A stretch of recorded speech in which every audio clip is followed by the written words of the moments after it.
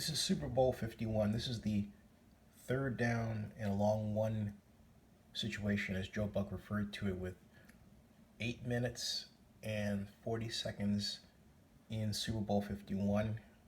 Atlanta 28, New England 12. This is in the fourth quarter.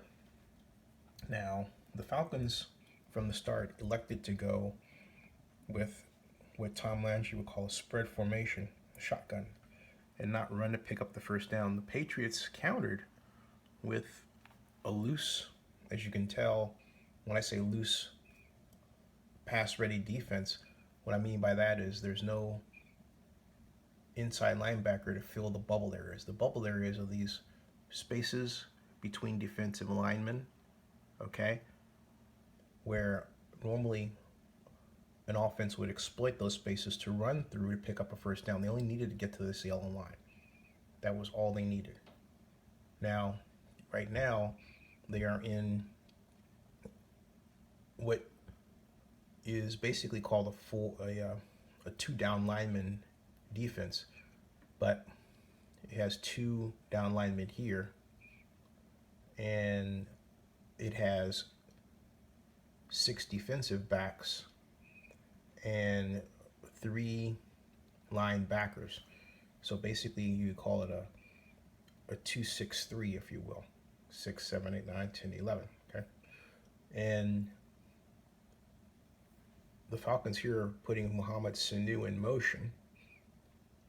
This is Julio Jones up here, and Roddy White in the slot. And so, but the Falcons made it clear they were going to pass. Now watch what happens when Sanu goes into what motion right there, okay? You see 54, the linebacker comes in here, and watch what he does. 54 is poised. If there's a blitz at this point, the Falcons don't have, they have the tight end and back to pick up the blitz if they're looking for it. But the problem here is that the Falcons made it clear they're going to pass on this down rather than just simply run for the first down. Watch what happens, because this is Super Bowl history unfolding. Now there's Sanu just in the outside slot. He gets set. And then we have almost an illegal motion on the Falcons. You see the guard moved a little bit. Now watch. Here comes 54. And look.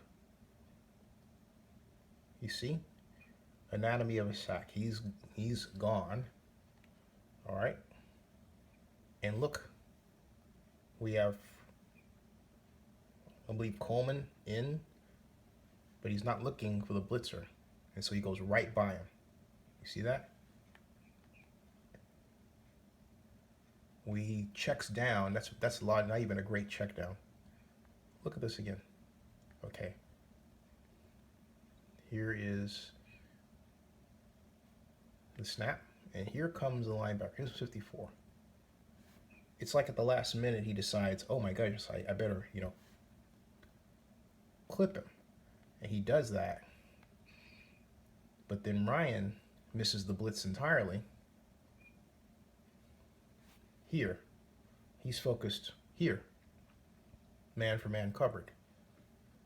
54 is bearing down on him. He doesn't see him. He has an opportunity to throw hot here. If he can get it there, he would have to throw a jump pass. But he doesn't. And he gets sacked. And not only does he get sacked, look, the ball's coming out. You see that? The ball is coming out of his hand right there. Okay? And he gets nailed. And there goes the football. Recovered by the Patriots. That was the turning point in Super Bowl 51. But there's an old saying that the battle is over before it starts. The battle was over when the Falcons elected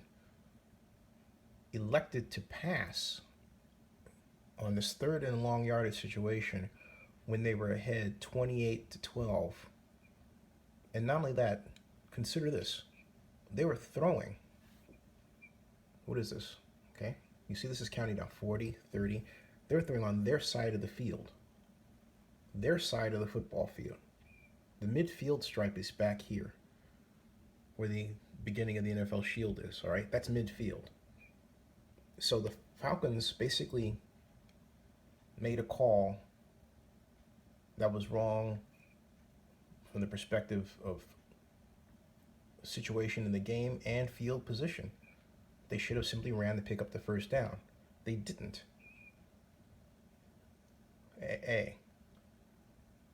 They didn't, and then when they called the throw, let's see what they were trying to do in terms of the pass.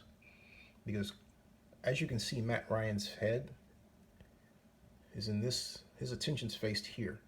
He knows he's going to get man for man over here. He doesn't change the play, but he's fixated on throwing in that direction because obviously that's where the play is supposed to go. So he comes, he takes one step, two, and he goes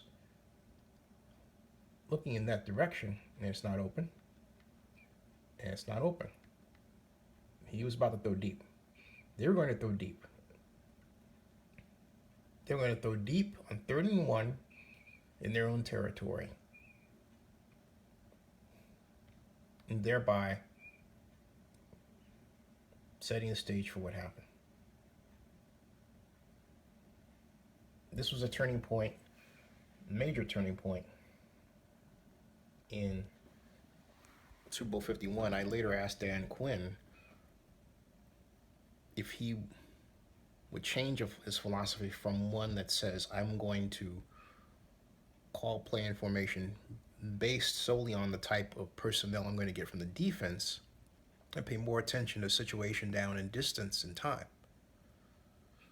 Because the classic NFL book says that in this situation,